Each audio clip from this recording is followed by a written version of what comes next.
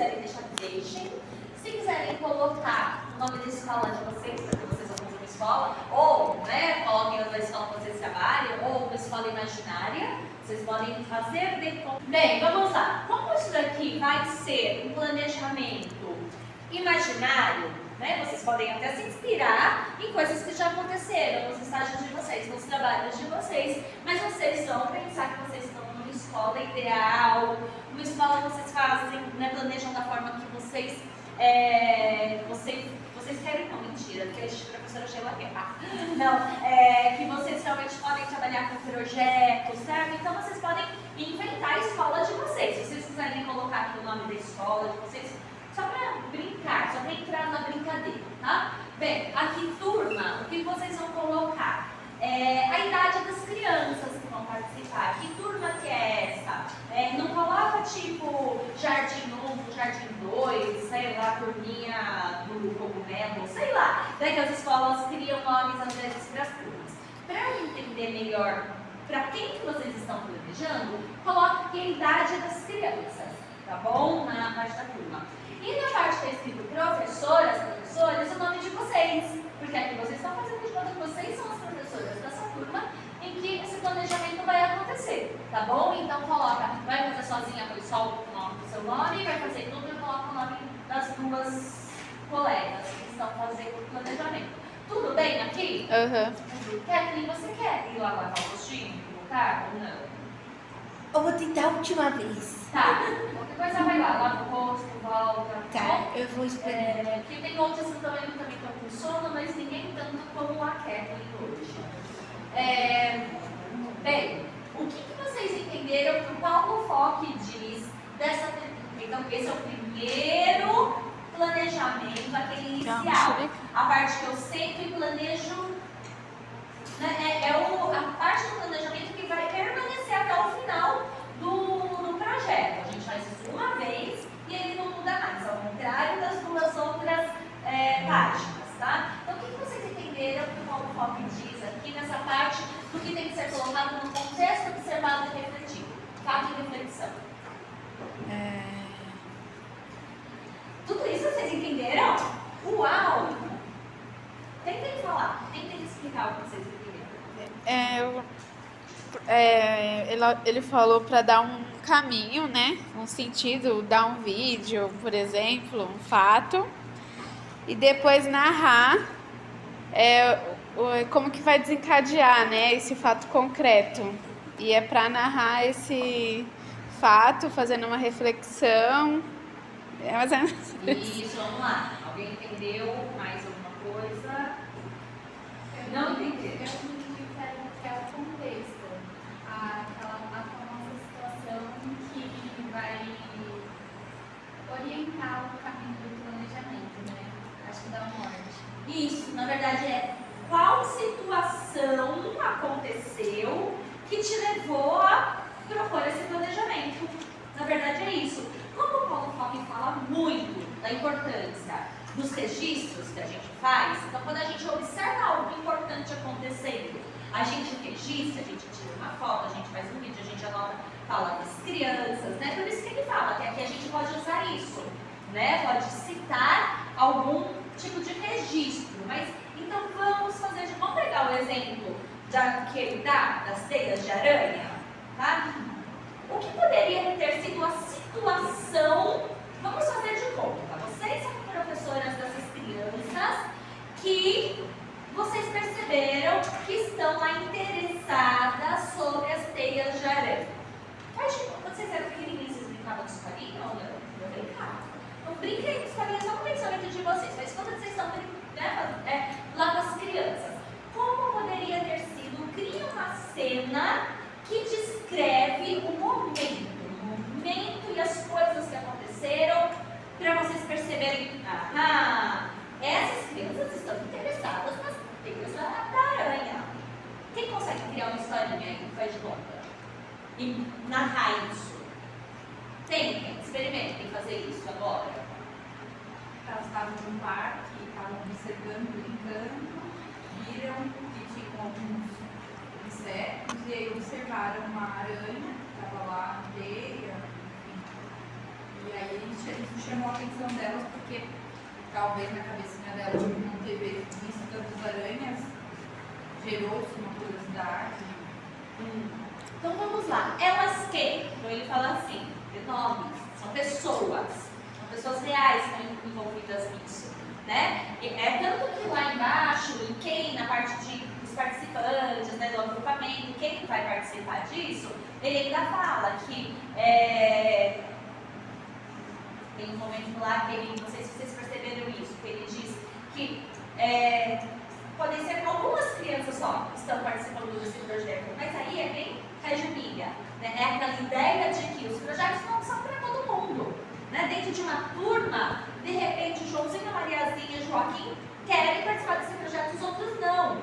Então os outros que não estão participando, quando eu planejo, eles só estão fazendo ok com quem, né? Mas nesse momento dessa sessão planejada, é o Joaquim, o que eu falei? A Mariazinha, o Joãozinho e o Joaquim que estão participando, certo? Vamos pensar aí que então a turma toda vai participar, sei lá, né? Não precisa pensar em que vai ser um pequeno grupo, mas tem de nomes. Então assim, eles estavam olhando, eles quem? Certo? Maria estava brincando de casinha, fazendo bolo. Ela foi procurar alguma coisa, não sei onde, ela encontrou uma teia de aranha, então é narrar. E aí assim, eles se interessaram. O que me mostrou que eles se interessaram? Alguma coisa. Então é contar uma história mesmo para que a cena apareça. Né? Mariazinha chamou o Pedrinho para falar da aranha, né? E eles ficaram tanto tempo só observando e tentando descobrir o que tinha preso naquela teia. Então assim, é contar com detalhes. Né? Na verdade, isso é uma mini história. Então ele fala também das mini histórias que podem ser colocadas lá embaixo na reflexão ou até aqui mesmo, porque é um registro que foi feito. Né? Nesse momento, se fosse verdade esse fato, o que eu como professora poderia ter feito? Nossa, eu percebi um real interesse de investigação dessas crianças sobre a teia da aranha. Né? Um chamou o outro, a Mariazinha chamou o Pedrinho, e eles sentaram lá, e eles ficaram observando, e eles narraram alguma coisa da lá. Tá. Se eu vou lá e tirar uma foto desse momento, eu posso usar essa foto aqui, porque essa foto está me mostrando, né? A foto, tem algumas fotografias que a gente tira, né? Que a gente vê muita expressão da criança, muita aquela intenção, aquela curiosidade da criança pelo olhar. Então poderia ser uma foto aqui, mas é algo que me comprova esse interesse dessas crianças.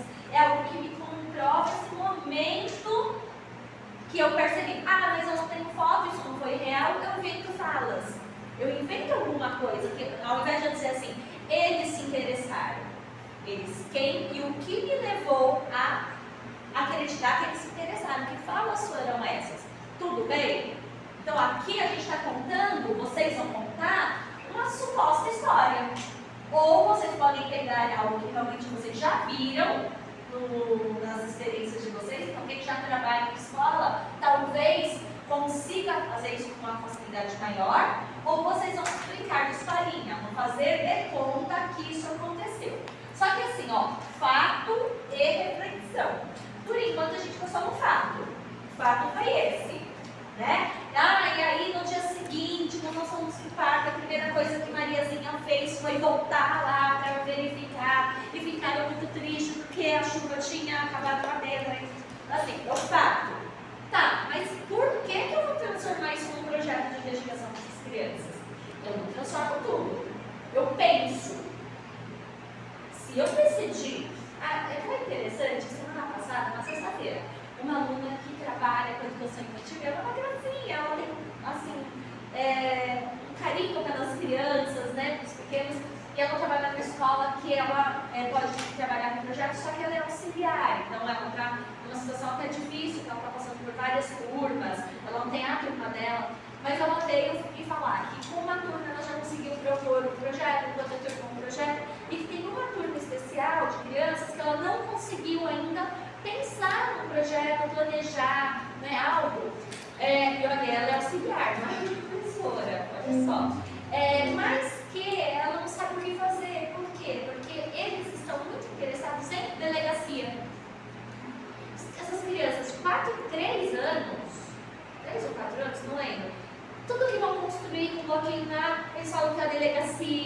E aí é o brincar deles com delegacia. Então tudo que eles colocam lá dentro está preso na delegacia. Então assim, tudo está girando, a pouco eles desenham delegacia, que ela não sabe de onde é isso. Aí ela fala assim, professora, como que eu transformo isso num projeto? Eu sei lá como transformar isso num projeto, porque a primeira coisa que eu tenho que fazer esse é um tema que vocês acham que é interessante, não é tudo que a criança tem interesse que a gente transforma em projeto. Então, a ideia da pedagogia de projetos tem a parte da criança, do interesse, né, do que surge da criança, daquilo que eu observo que é uma intenção investigativa da criança, mas tem a parte do professor. Quando a gente fala que a criança é protagonista, nós não estamos excluindo o protagonismo do professor. Então é tudo ela, e eu não decido nada. Não é assim.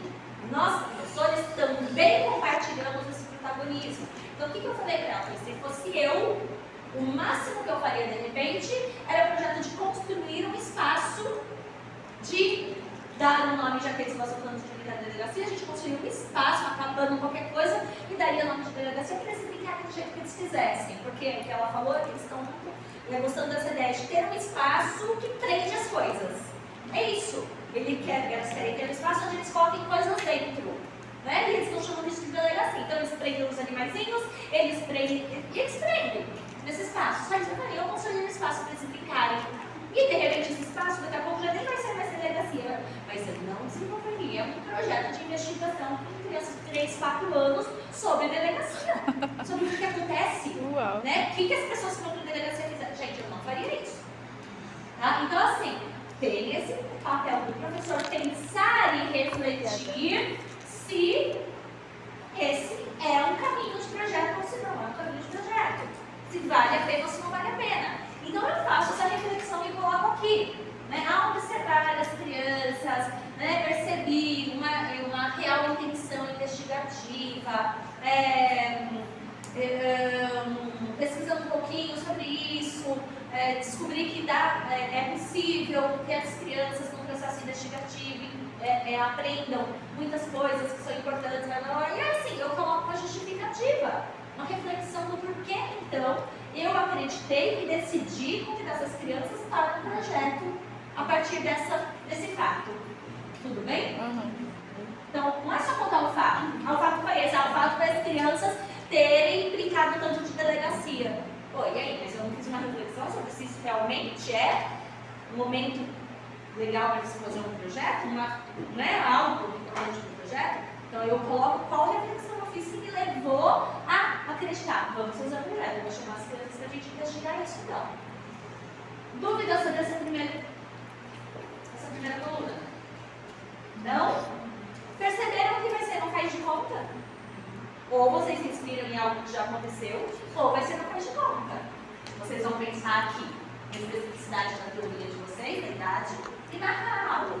Não é uma criança de 3, 4, 5 anos que vai lá e investiga a aranha e descobre que quer saber, que está querendo pesquisar sobre essa aranha. Quando a criança está lá observando, falando e criando hipóteses, ela está querendo pesquisar, ela está querendo fazer descobertas sobre aquela aranha, né? É uma real investigação. Não é um projeto para criança assim. E para bebês? Podemos criar um projeto para bebês? Podemos. No início do vídeo, ele fala da especificidade do pensamento de cada tipo de criança. Não sei se vocês conseguiram captar aí, né? Que ele fala do pensamento heurístico e do pensamento projetual. E ele fala que os bebezinhos, os pequenos, eles têm o pensamento heurístico. A criança maior não deixa de ter o pensamento heurístico, já tem o pensamento projetual. O que isso significa? Já ouviram falar? Pensamento heurístico, pensamento projetual? Não. O que é heurístico? A gente fala hoje dos brinquedos heurísticos. O que são brinquedos heurísticos? Não sabem. Heurísticos vem de eureka, de descoberta. Né? Os brinquedos heurísticos são aqueles brinquedos não estruturados que não estão prontos lá falando: brinque comigo dessa forma, eu sou uma bola, me chute. Né? Os brinquedos não estruturados, eles estão lá para a criança descobrir como ela vai brincar. Então ela pega uma tábua de madeira e descobre formas diferentes de brincar. Isso é o heurístico, aquilo que é descoberto, né, no momento. Bebezinho, uma criança muito pequena, ela não projeta.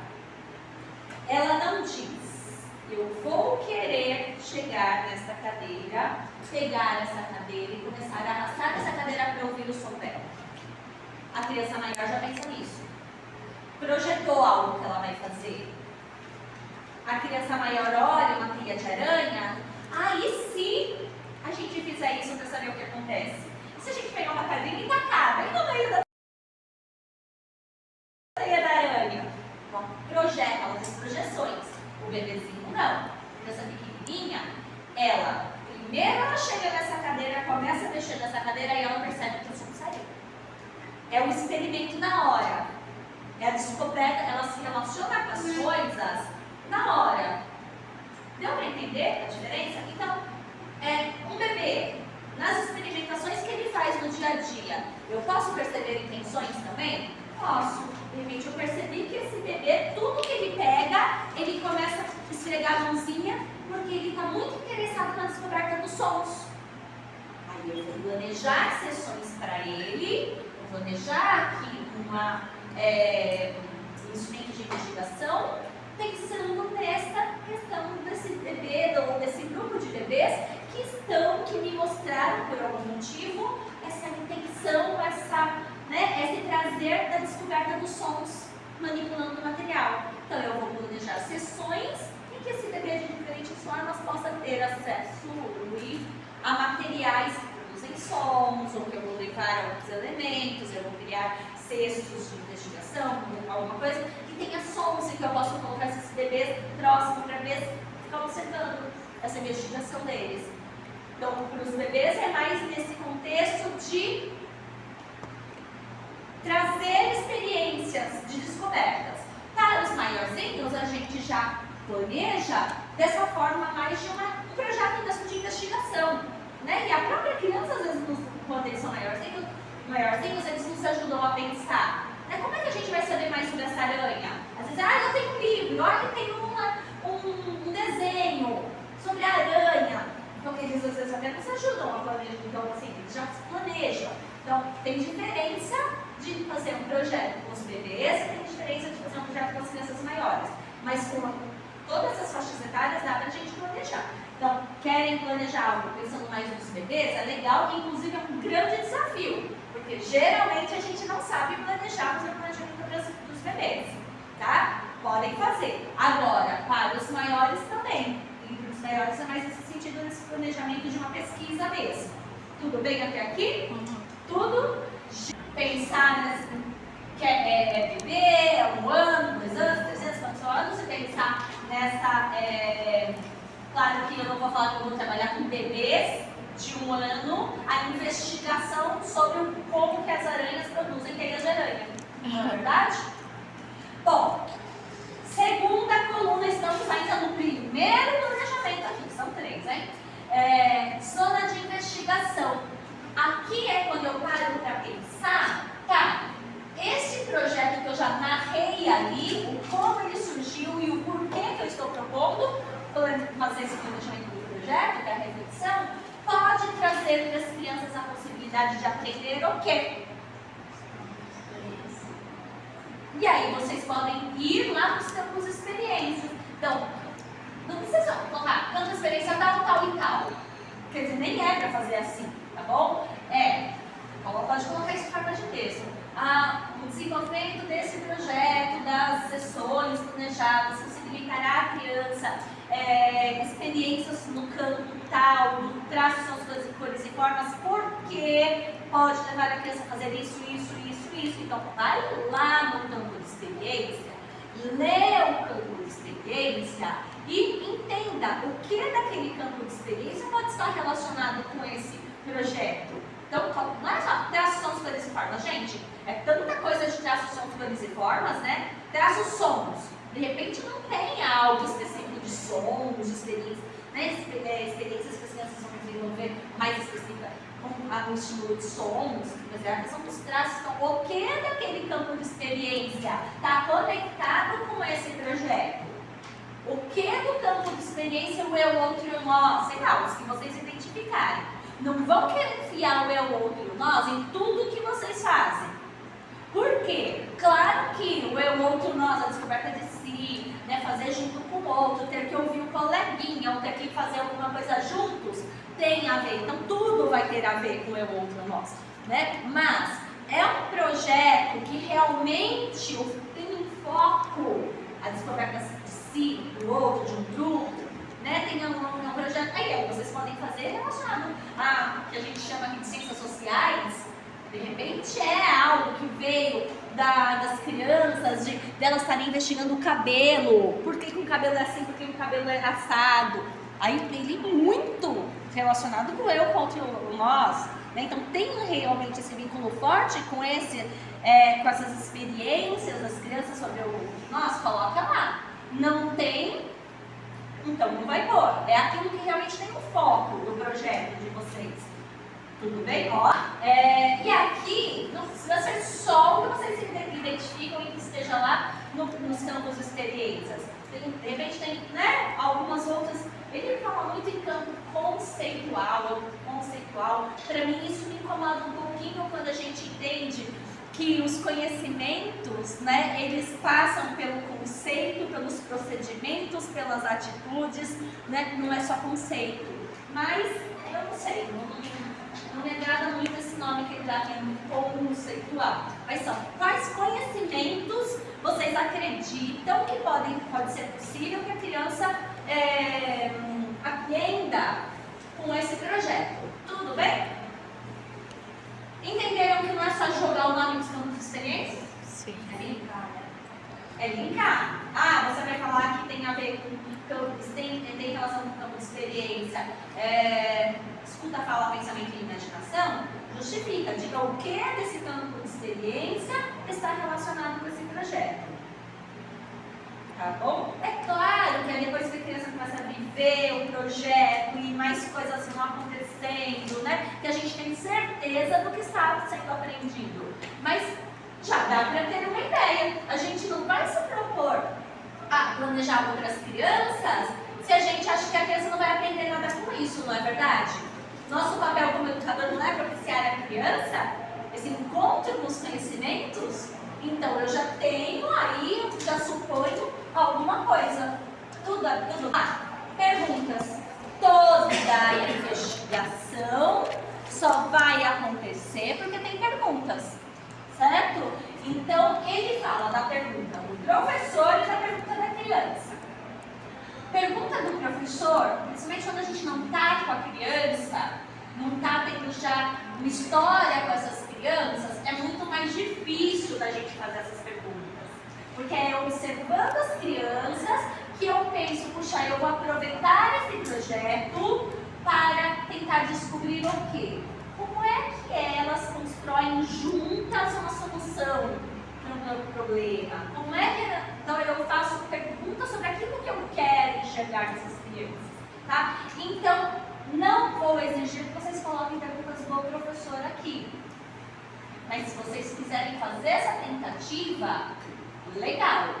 Quais representações as crianças fazem, dado isso, daquilo? Então, isso é o que o professor quer saber. Vai aproveitar esse projeto para investigar algo, descobrir algo, de como as crianças se organizam, de como elas pensam, de como elas representam alguma coisa. Agora, não vai exigir isso. Então, assina embaixo que isso não vai ser exigido. Agora, perguntas das crianças. Que perguntas estão envolvidas nesse projeto? Tá? Se é bebê que não faz uma pergunta explícita, você vai se colocar no lugar desse bebê e pensar quais podem ser as perguntas envolvidas nisso. Então, vamos lá, na questão dos sons, né? Como que é possível fazer sons ao passar a mão em objetos que produzam sons bem altos? Sei lá, viajando aqui na maionese, mas assim, vocês colocam no lugar dos bebês e pensam quais podem ser as perguntas que eles se fariam se eles fizessem perguntas sobre aquilo que ele quer investigar. Com as crianças maiores é muito mais fácil de colocar essas perguntas aqui, porque aquilo lá, Joãozinho e... Não era João, era Maria e não lembro mais quem era e o Joaquim, né? Houve perguntas que eu realmente... Mas por que a aranha colocou bichinhos aqui? Como esses bichinhos vieram parar nessa teia? Né? Como que ela faz essa teia? Do que é feito esse material? É uma linha igual a linha de costura? Então, muitas vezes, as perguntas já vêm da criança. Outras vezes, elas não fazem uma pergunta tão explícita, mas a gente entende que naquelas colocações, naquilo que elas estão falando, tem uma pergunta por trás. E a gente vai, o quê? Captando essas perguntas. E a gente coloca essa lista de perguntas aqui. Por que essa lista de perguntas aqui é importante? Porque isso vai ser investigado. Essas perguntas têm que ter tudo a ver com isso que foi narrado aqui e com esses conhecimentos que foram colocados aqui. Então, é importantíssimo colocar as perguntas das crianças aqui. Porque se não tem pergunta, não tem investigação. Se não tem pergunta, não tem descoberta. Não é verdade? Então, primeiro, essas perguntas têm que ser coerentes com aquilo que aconteceu inicialmente e com essa zona de investigação aqui. E por que também é importante ter essa pergunta aqui? Porque as sessões que nós vamos planejar, ou seja, o que a gente vai planejar para a criança investigar, vai ser com qual propósito? Responder essas perguntas.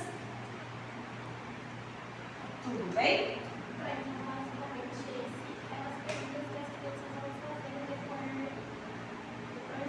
Não no decorrer, inicialmente do projeto.